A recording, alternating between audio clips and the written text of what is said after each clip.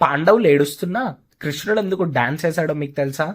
ఘటోత్కచుడు పుట్టకపోతే మహాభారతంలో అర్జునుడు బతికే అవకాశమే లేదని మీకు తెలుసా?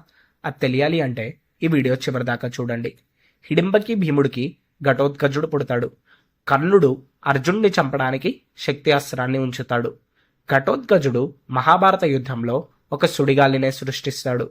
భీష్ముడంతటివాడు అతడి యుద్ధము మాయని చూసి షాక్ అవుతాడు.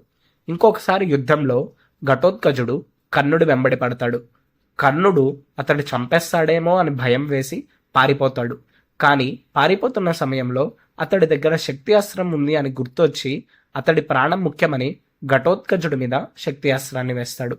ఘటోత్కచుడు నేల మీద పడి చనిపోతాడు.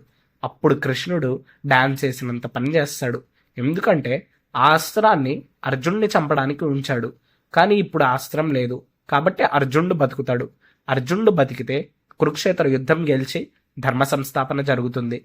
కాబట్టి ఘటోత్కచుడు చనిపోయాడు అని భీముడు అండ్ పాండవులు బాధపడుతున్నా అర్జునుడు బతుకుతాడు అని ధర్మ సంస్థాపన ఉంటుందని కృష్ణుడు డాన్స్ చేసినంత పని చేస్తాడు.